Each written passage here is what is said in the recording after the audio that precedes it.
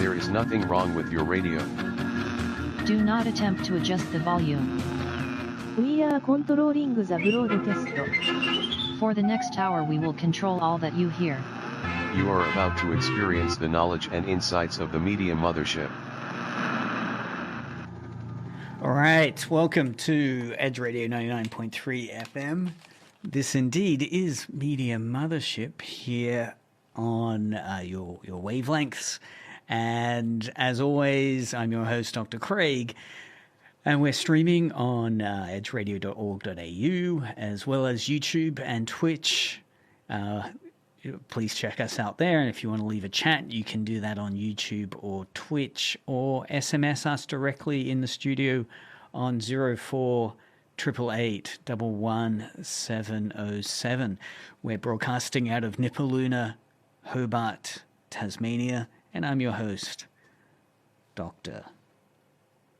Craig. All right. So on today's show, I want to set it up by playing, a little bit that was in the intro of today's theme song to see if you can guess the news topic for today's discussion. Here it is, here again. To play out. Yes, the memorable tunes of Popeye the Sailor Man. The fondly remembered 1930s, 20s, late 20s, early 20s, mid 20s. Well, it turns out that the Popeye license is about to enter the public domain, interestingly. And with that, of course, is the excitement of what might come about with Popeye entering the public domain. Fascinatingly, it seems that there will be a horror movie set up around it.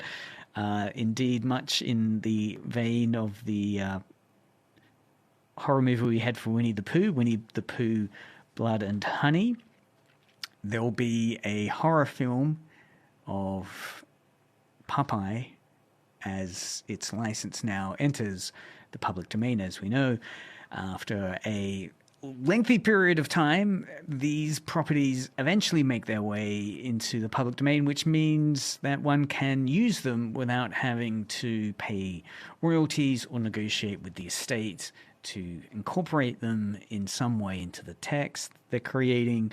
What's intriguing here, of course, is the trend which has emerged around, fondly remembered fan favorites like Winnie the Pooh and the original version of Mickey Mouse being turned into horror films. In 2002, we had the Winnie the Pooh Blood and Honey film. The following year, we had the version of Mickey Mouse via Steamboat Willie, which entered public domain last year in the horror film The Mousetrap. It had to change some aspects to ensure that it was not in breach of copyright, Disney's copyright of Mickey Mouse. It had to change the name from Mickey's Mousetrap to just The Mousetrap. But the character is basically based on that original 1920-ish version of Steamboat Willie. And now, of course, we have this. So I'll play you it's a very tongue-in-cheek type trailer that's been made for the film, creatively referred to or titled Shiver Me Timbers, which is one of Popeye's slogans. That and I am what I am. Shiver Me Timbers is certainly a memorable catchphrase up there with his spinach eating. Okay, so I'll cue it up. Hold on. Here we go.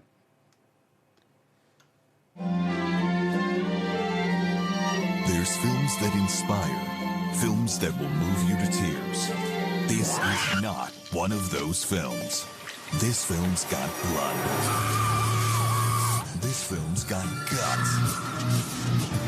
You sure you ain't smoking that shit? They're smoking that shit.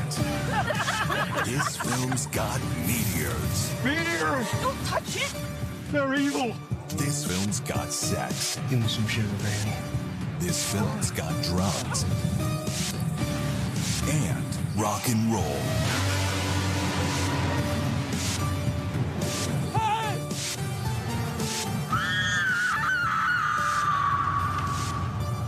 That was close. I'm telling you, when you're gone, you're gone. Shiver Me Timbers, coming soon.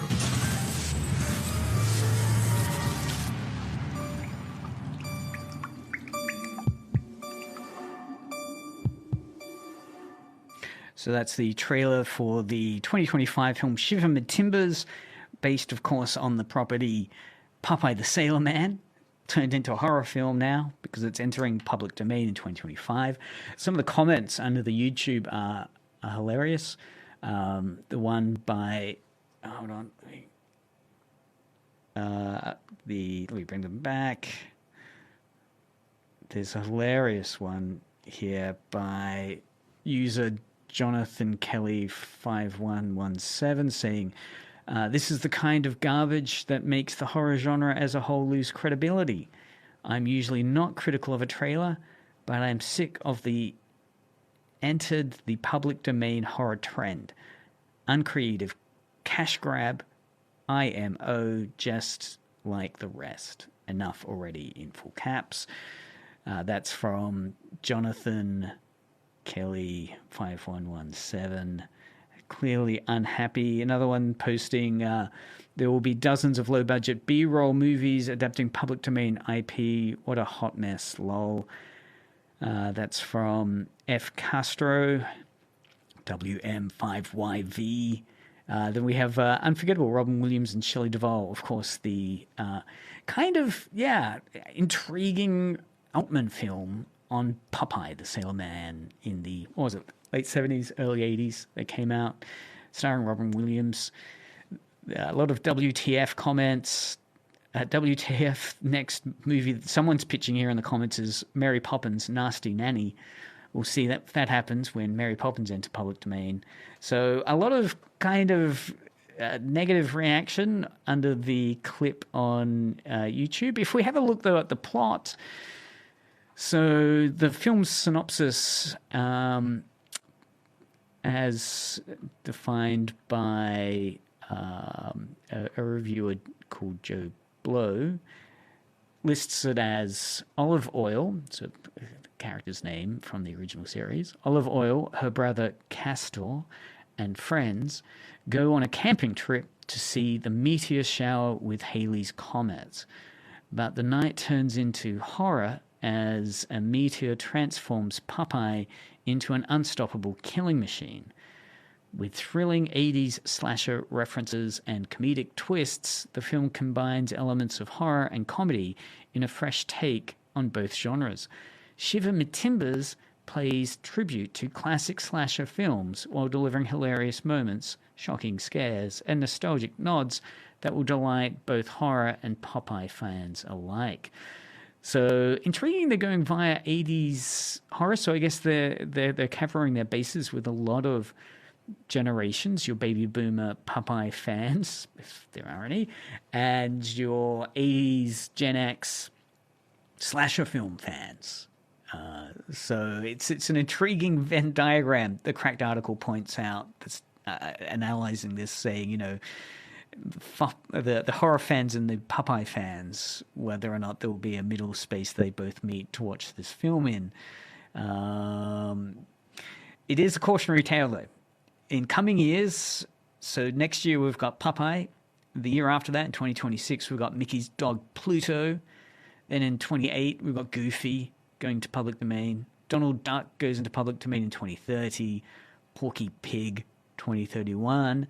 And Daffy Duck, 2033. So I'm guessing those properties are potentially all up for grabs to be turned into a horror film. Dick Tracy's coming up into public domain 2027. So it'll be fascinating to see how those childhood memories get reappropriated into bizarre looking horror. It should be quite intriguing. All right. Ooh.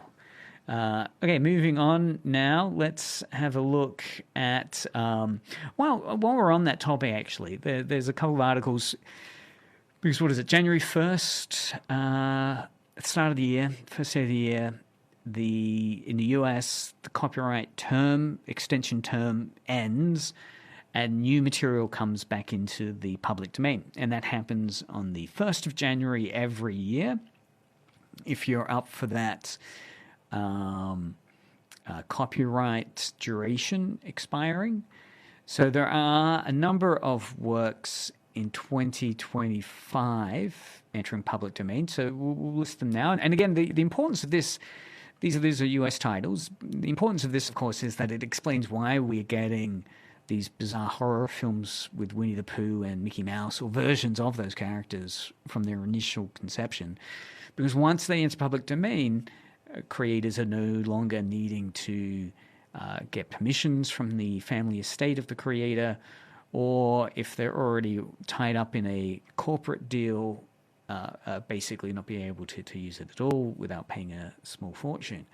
So you're free from that. Once it enters the public domain, you're able to incorporate and use it as you wish, but it has to only be that version. So for example, the Steamboat Willie version of Mickey Mouse came last year, but this is the black and white version with a number of kind of recognizable brand motifs missing. So the eyes are much different. They're much small black dots.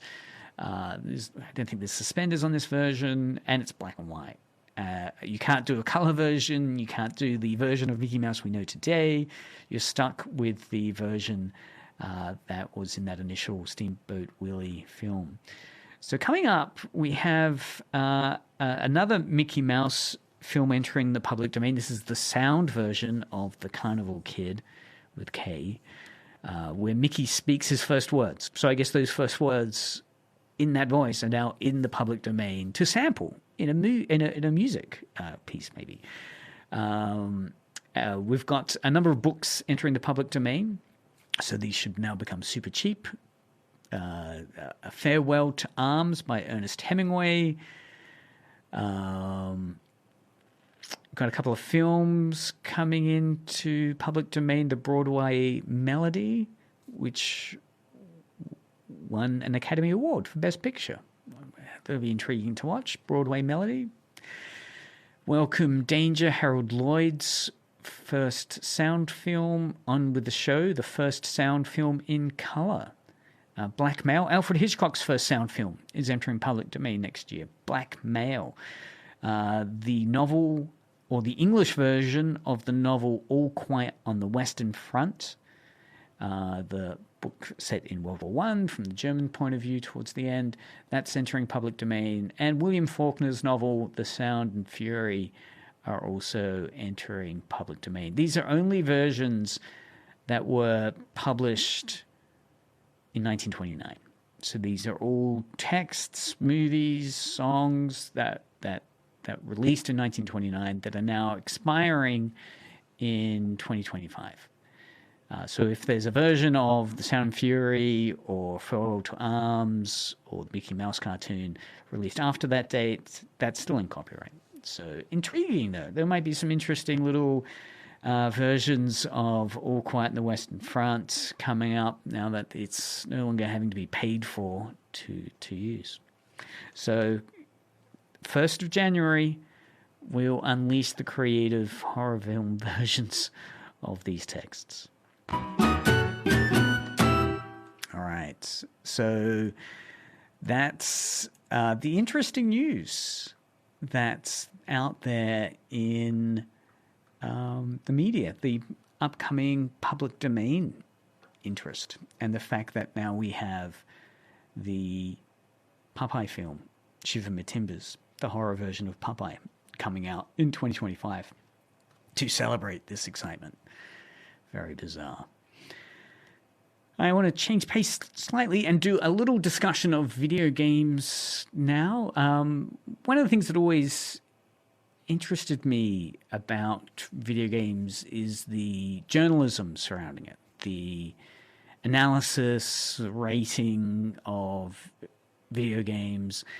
What's interesting about video game discussion was a type of journalism that developed and grew in popularity in the early 2000s that was referred to as new games journalism.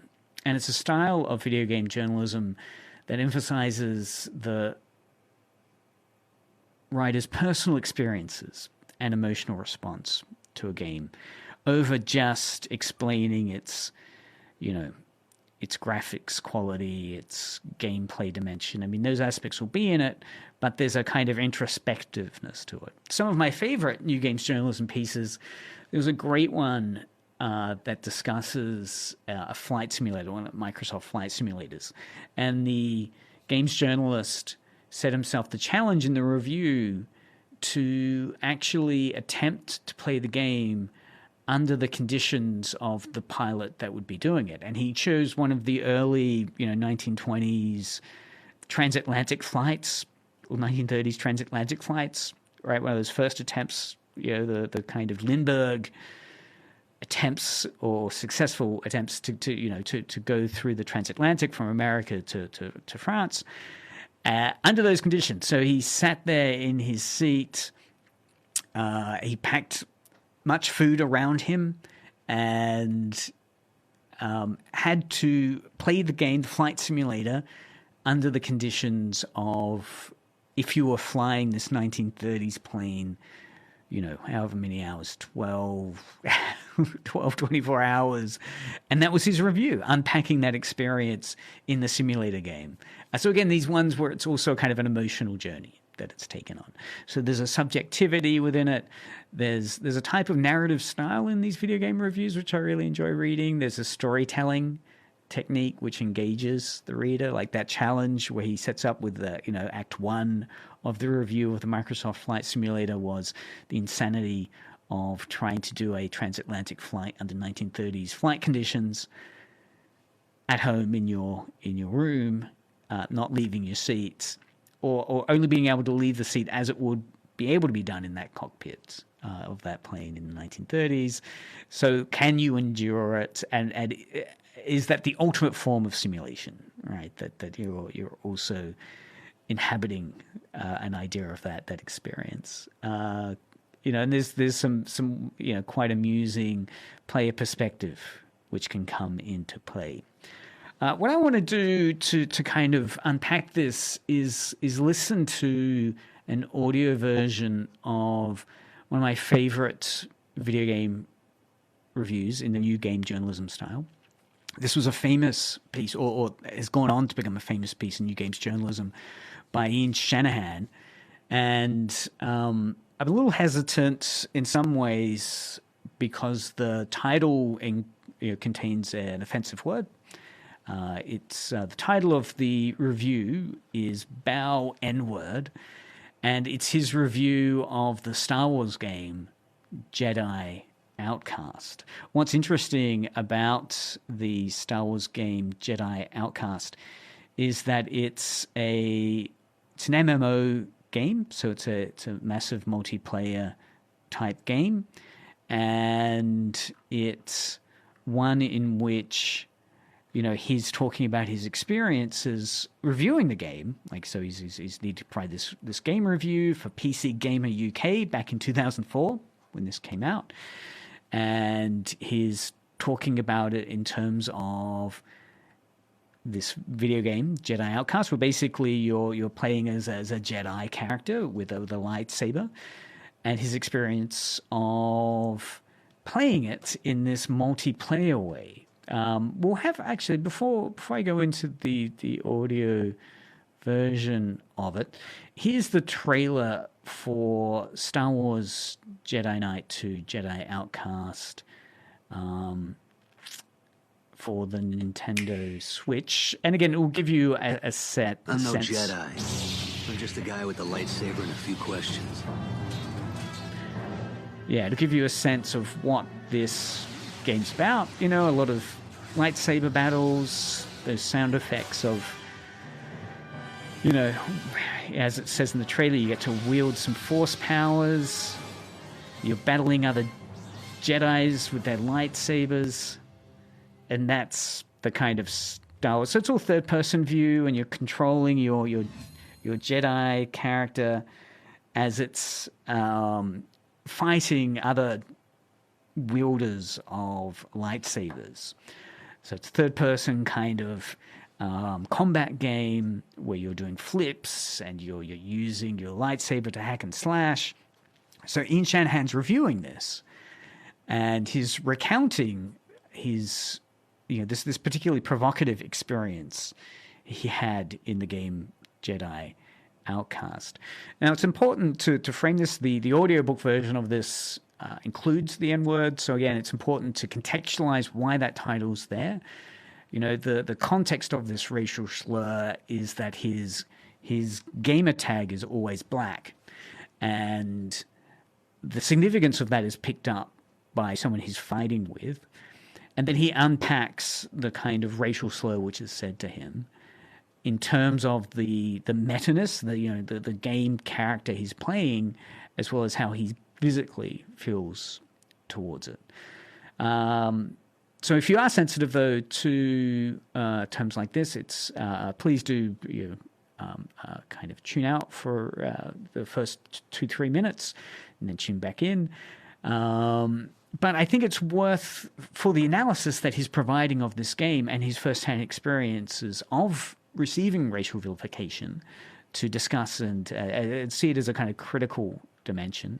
Of course, on this show, we always encourage respectful language, and on the chat, I'm assuming everyone will remain respectful and use inclusive language to discuss sensitive topics such as this. So what we'll have a listen to now is Ian Always Black Shanahan's review of Jedi Outcast. We'll listen to the first few minutes, then we'll discuss a little bit about why it's such an interesting way to do video game discussion. The start of this will set up, again, an explanation of its significance and why it matters, and then it goes into an audio version of the 2004 video game review for Jedi Outcast that appeared in PC Gamer UK. Alex Hyde-White. What you are about to read or hear is, in a way, what defined it all. Bow Nigger is a key text in the canon of what is now known as new games journalism. It was also one of the earliest pieces to grapple with how digital identity is expressed in multiplayer games. It is widely seen as one of the most influential pieces of game criticism ever. Bow nigger, he typed. I kind of hunched uncomfortably over the keyboard at that point. Not that I should have taken offense, really. For one thing, my screen name has nothing to do with my ethnicity. For another, it's only a game, and the fascist doing the typing is probably hundreds of miles away and far beyond anything you could call an actual influence on my life. But still, it's not very nice, is it? What to do? I circled around him, warily. Jedi Knight II, Jedi Outcast, does one thing very, very well, and that's lightsabers. In fact, it's probably more accurate to say George Lucas et al. Did lightsabers very well in the Star Wars films, and Outcast does a good job of recalling the memory of those flashing contests. The emulation is near perfect, from the initial hiss as light slowly rises from the handle, to the sweeping motion-blurred visuals and the threatening pitch-shifting hum. Throughout the game, you can choose which perspective to view the action from.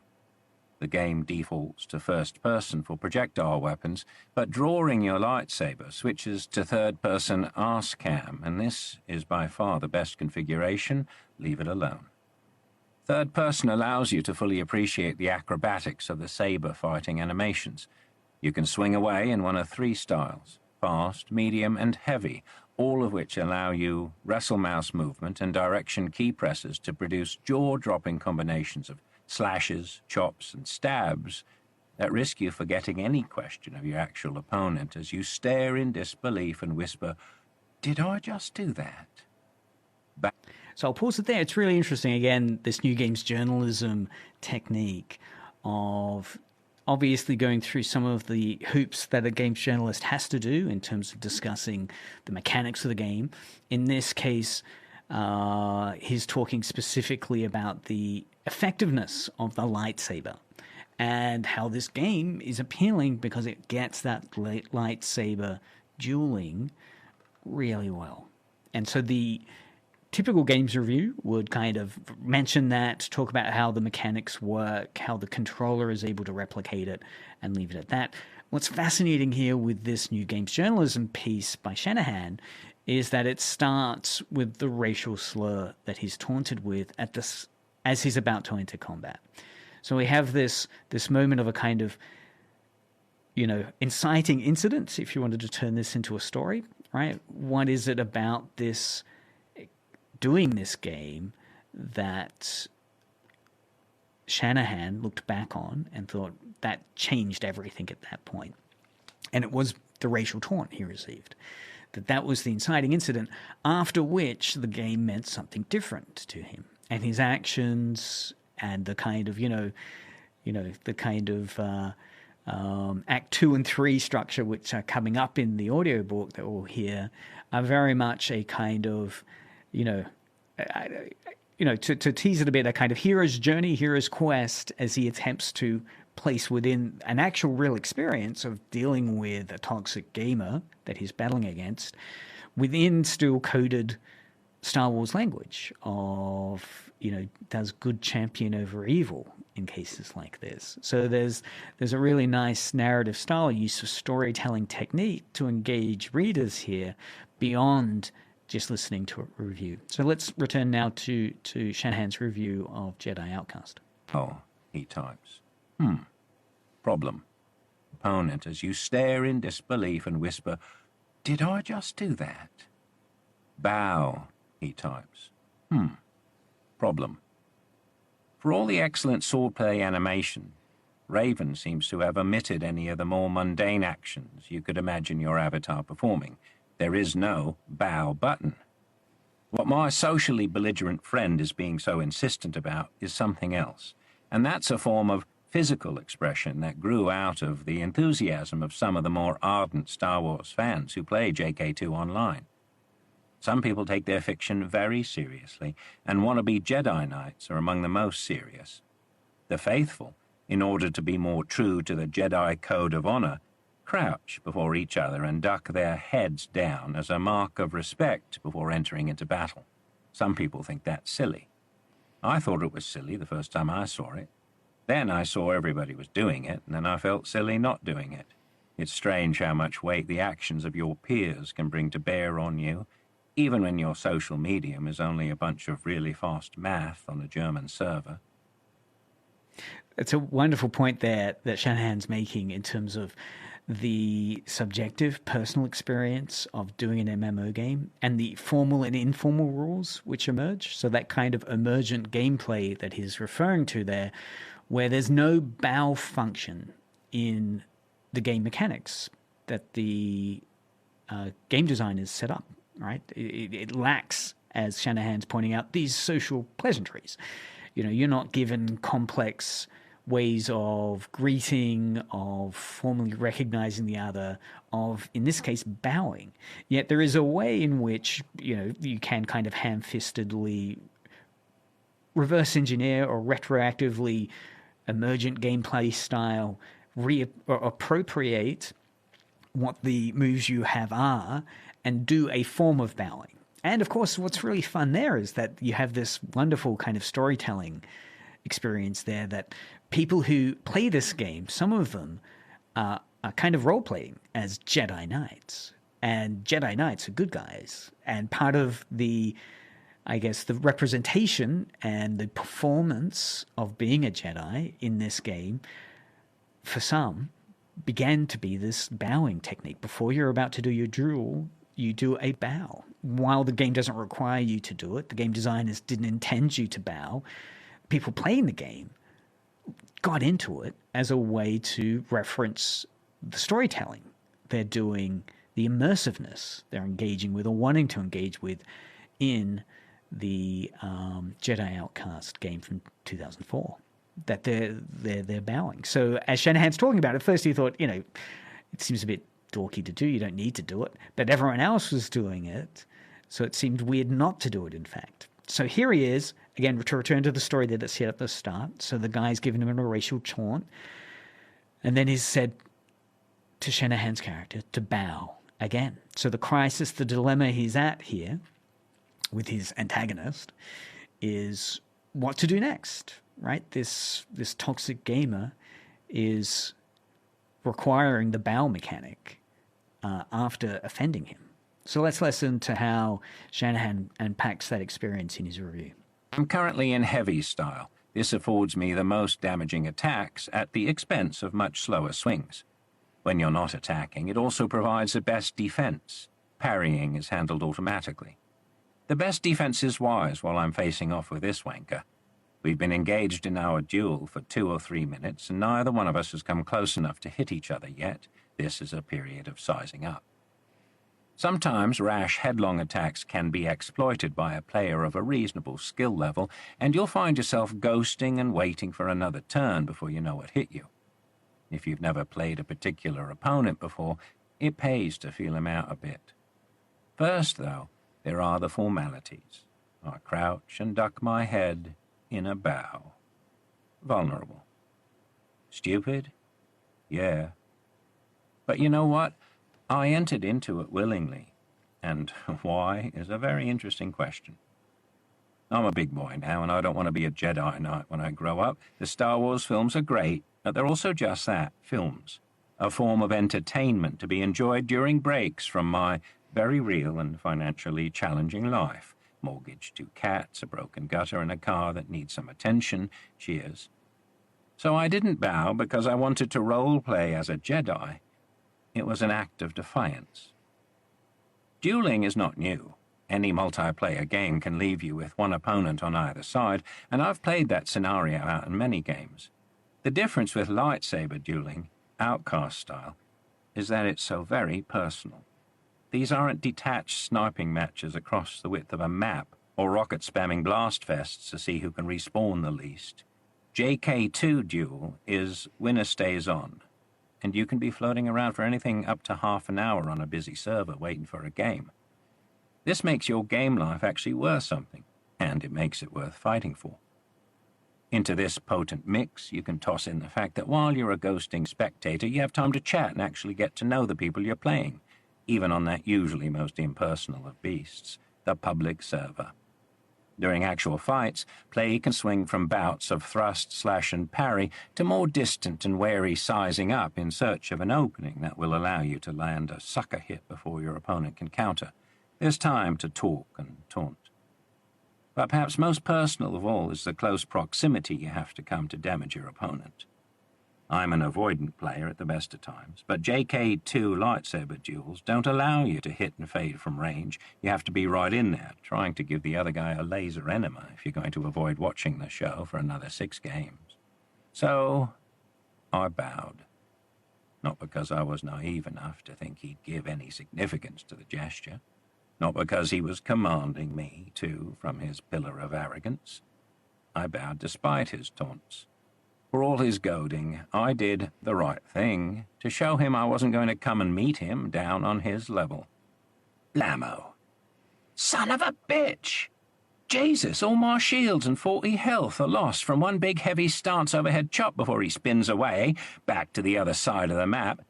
LOL, nigger. He goes into a blender. We'll pause it there. So, again, it's delightfully combining this personal narrative. So here's Shanahan's review moving more into a type of deeply personal, emotional, and in a way psychological reaction he's having during specific moments in the game. In that moment, that initial routine, ritual of bowing, that he is then unpacking.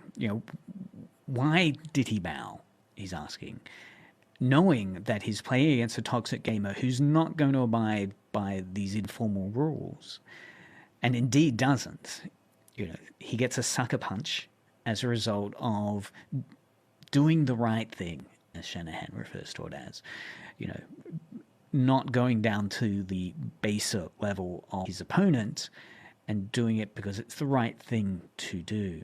And so this wonderful, though, provocative language that's there, right? The use of the racial slurs, the provocative language, which are evoking these strong reactions from Shanahan. And within that, I guess, these thoughts of where the power lies in the game, who controls what you're doing in the game. In this way, it's interesting to hear Shanahan's kind of defense of still abiding by the good guy rules and feeling empowered through that, even though in this Act 1, as we'd know almost as a hero's doing, you're being beaten down. As we've just heard there, he's been beaten down now because of the bow that has left himself exposed in the game, the Jedi Outcast game, and he's received a lightsaber slash which has removed his shields, has dealt enormous damage, and he's almost out of the game now before he's even started, because this toxic gamer is not playing by the proper informal rules, but is being provocative. So there's these interesting moments where the review's going a little beyond the game itself, commenting on broader, cultural and social issues. How do you do the right thing when you're confronted by someone who's getting away with doing the wrong thing at your detriment? So let's return now to Shanahan's review of the 2004 game Jedi Outcast. Heavy stance overhead chop before he spins away, back to the other side of the map. LOL, nigger. He goes into a blender. Every style has a selection of special moves that can be activated by combination key presses. These are set pieces taken from notable moments of the films. Unfortunately, because JK2 is based on the Quake 3 engine, the macro scripting of that seminal of all first-person shooters is easily migrated across. This means that all skill or effort can be eliminated from the execution of these moves by a few simple scripts that can be readily downloaded and bound to a key. A blender is the heavy stance backsweep move, or several rather, chained together, causing the model to spin unrealistically, like a top. It's fatal if you get too near it, but very difficult to use in an actual fight, since you're unable to do anything until the animation is finished. It's a shame that exploits like this would eventually lead to the ultimate downfall of the multiplayer game. He's showboating. He's demonstrating how 1337 he is. Are you really black, nigger? He types. Why? I replied. Because it matters, he says. I ignore that, edge closer by a circuitous route. I don't want to get caught out by one of his lame keybinds. I switch down to medium stance, my favorite, and the best balance between speed and damage. I know I hurt you by the things I say, he says. I hit T to talk, and the chat icon appears above my head, but I hesitate. I want to say something, but with the little underscore blinking away, my fingers stop over the keys. Say what? No, you don't. No, you aren't. How can you when your insults are meaningless? Fuck you, arsehole. And slash. Bastard. In chat mode, you're powerless, like most other games. So again, this moment of provocative language being used by the troller, by the toxic gamer, trying to deliberately troll and pull out a strong reaction and provoke actions that again come to these themes of power and control, right? That the toxic gamer was in chat, further provoking Shanahan by saying, I know the things I'm saying are hurting you. Shanahan's character then, or Shanahan in the game, as he's dueling, brings up the chat to say something, but has a moment of hesitation as he's going through, do I want to feed the troll? It's not going to matter. But within that moment, of course, the mechanism here. What's really interesting about Shanahan's review is going back and forth between the personal narrative, dealing with this provocative language, the broader cultural and social issues that are there, with the game mechanics, right? That once you're in chat, your character's defenseless. And indeed is struck again by a toxic gamer in a dastardly way. You know, if we're thinking of villainous actions, so far this gamer has completely failed to abide by informal rules, right, as to what a proper duel is meant to be.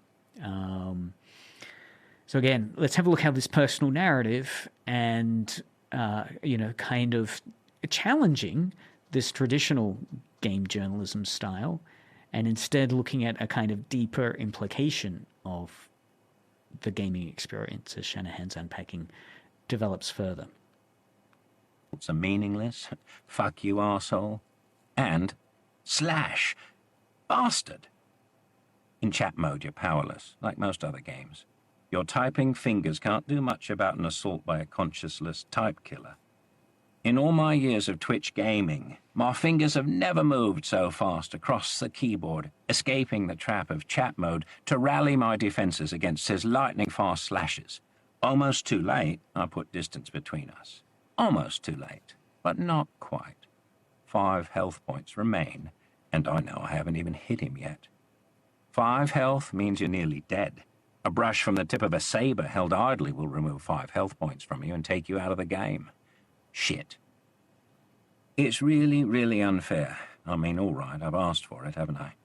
I was aware from the outset what kind of player I was facing, and still I insisted on performing the ritual courtesies, and still I fell for the oldest trick in the book, cut to ribbons, while I answered a pointless taunt. I've only myself to blame. For the most part, JK2 multiplayer isn't like that. Mostly, JK2 players are like players everywhere. They just want to have a blast and enjoy the competition. They'll show each other a degree of respect that is absent from most other multiplayer games, and they express that respect in a variety of ways, from the odd little emergent bow, to ad hoc lessons from complete strangers, to clans adopting the Padawan-master relationship outlined in the films. Most of the players are good guys. This is why it was unfair. The game allows bad behavior, and this is a good thing. It means that by avoiding bad behavior, you can demonstrate how good you are. Virtuous. A lack of virtue is unfairness in the unofficial rules of the game, but the only answer you have is to fight back. You too can be unfair, but some people don't like to play that way. They make a choice. This Again, a wonderful emergent narrative, emergent gaming experience that Shanahan's referring to here. This moment where the gamers themselves decide what the weight and importance is of various mechanics they're using. You know, the game designers may have had the desire to make a good battle game and given it some trappings of what it means to be a Jedi, but to actually then flesh that out in a satisfyingly immersive way requires the gamer to be the last, producer in that assembly line of the video game. Right? You have to make the conscious choice to then understand some informal rules and how to then inhabit the good guy in Jedi Outcast. Because there is ways of breaking the game. There is ways of cheating the game. And it's your choice to not do that which defines you in an immersive way as then emergently game-playing a Jedi, right? The good guy character, knowing you're doing the things that should be done the way it should be done because it's morally and ethically right. It shows respect, courtesy, engagement. It's not deceptive. It's not aggressively provocative as the opponent here is doing. And all that is that emergent gameplay thing, right? The fact that a video game finally only is experienced when you're gaming it, when you're actually playing it, as opposed to reading a book or watching a movie. I mean, there's certainly an imaginative engagement, a creative engagement in those actions, but Broadly speaking, you could define those more passively than a video game, where the video game simply won't proceed any further if you stop playing it. It will just stop, right? You have to engage and choose something with your controller to get the game to move forward somewhat. So here we have this moment, and let's listen as this final act comes about. Shanahan's character has done everything right. He's reflected on the kind of, what it means beyond the game to be playing this game, right? What the reactions he's felt towards this toxic gamer have meant. And let's see how it all ends up. Makes his choice. This one is a bad guy, and he isn't messing about anymore. I guess he's run out of tricks, or perhaps he's done a few quick mental calculations and realized that I'm probably on the ropes, because he starts spamming from the heavy starts finishing move, informally termed death from above. This begins with a long flat leap and ends with an overhead chop. Get caught under it and it's fatal, no matter how many shield or health points you have left. Which is a mistake on his part. It's total overkill, even though he doesn't know I only have 5 health points left. I happen to know that the very end of death from above leaves you very vulnerable indeed. He has underestimated me. And who can blame him? I've hardly been the epitome of laser swordsmanship thus far. I'll fix that impression just now. A quick swap down to fast style and a crouch forward attack puts me into a lunge, catching him with an uppercut. It's by no means fatal, but I rock his world there for a moment. He thought he was dominating, and now he's lost a whole lot of health, and he wasn't ready for that. He actually reels.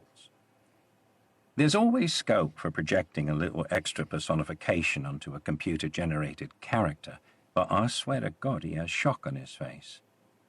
Entirely too rash for my current health level, I'll go into a little whirlwind of fast-style slashes and probably ding him a little more in the process as he beats a hasty retreat. No chatting now. No more insults. Collision detection in JK2 is a little flaky. Sometimes hits do far more damage than you might have thought. I can hope. He comes at me, and we have at it. The lightsabers hiss and fizz when they come into contact with each other. I roll and dodge and parry for all I'm worth. 5 health only, nearly dead. A little something personal about myself. I don't sweat. Never have. Not under normal, sit-at-the-computer circumstances, anyway. Obviously, physical exertion makes me sweat, running, jumping, swimming, etc., but not just sitting in a chair. We spin around each other, bouncing off the furniture of the map. My concentration is absolutely intense, and never before have I tried so hard to be the mouse. I feel a trickle of sweat run down from under my right armpit. You see what this has become? It's not just a trivial game to be played in an idle moment, but a genuine battle of good versus evil. It has nothing to do with Star Wars or Jedi Knights or any other fluff that surrounds the game's mechanics. I played by the rules and he didn't. That makes me the good guy and him the baddie. But this is real, in the sense that there's no telling who's going to win out here. There's no script or plot to determine the eventual triumph of the good guy. That's me, 5 health. There's no natural order of a fictional universe or any question of an apocryphal ultimate balance. There's just me and him, light and dark, in a genuine contest between the two. And there it is. I don't even know what. Some chance slash or poke in all of the rolling and jumping around, and his lifeless avatar, with all his racist stabs and underhand duplicity, goes tumbling to the floor, vanquished by the guy who, even in the face of all of that, played by the rules. Only 1 health point remains, but I win. I'm a fucking hero. A real one. A beep and a server message. Wanker has disconnected. I can only dream of the howls of anguish so far away. My next opponent spawns and bows. A chat icon appears. Awesome, he types. So that's Ian Always Black Shanahan's review of Jedi Outcast from 2004 that originally appeared in PC Gamer UK. And it's a wonderful ending there because it does highlight the fact you're not watching a movie or listening to an audiobook or reading a book when you're playing a video game. You know, he's saying, you know, I'm the good guy here. I did everything right. But this is real in terms of it's not necessarily going to conform to the third act structure of a Hollywood film. The good guy can lose, right? And the toxic gamer can win, and often possibly does. However, the sense of kind of storytelling technique, the narrative style, pulls off so well at the end with those stakes, and also that kind of introspection of what it means to play a video game that's different than reading a book or watching a movie. That you know, it could go any way, and you've had to make choices leading up to that point as to what type of gamer you are in this space. Are you a good guy or a bad guy in terms of, are you abusing the rules, cheating, or are you actually playing the game in a way that makes you feel good and recognizing a level playing field? So it's a wonderful little piece, I think, that really does talk across a whole level of aspects of what it means to play games. And it's one of these genres, again, it's one of these examples within new games journalism, which is so interesting to revisit today. And it still holds up, I think, as well as it did back in 2004. That experience of multiplayer gaming is still with us now more than ever. And yeah, I do feel like a work like this is still incredibly timely and relevant and still reflective of today's gaming experience, maybe even more so. So thanks for listening this week to Media Mothership. This has been Dr. Craig for another week. Show notes are going to be available on the episode description via YouTube and Twitch or your podcast provider of choice when I eventually get around to uploading it. Next week, we're going to be looking at Godzilla. It's his anniversary.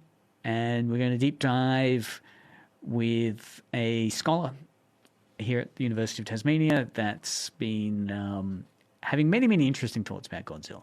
And I'll also bring in some of my research findings from my previous published work on Godzilla, mainly media tourism Godzilla work I'd done in Japan, looking at people going to Japan because they were huge Godzilla fans and their experience of that pilgrimage. So you can listen to previous episodes of Media Mothership on YouTube, Twitch, and at edgeradio.org.au, or again, your podcast provider of choice. Find out more about Media Mothership on Facebook and Instagram, and keep listening, of course, to Edge Radio. Coming up next, some great tunes, and then at 6 o'clock, we've got Adrian.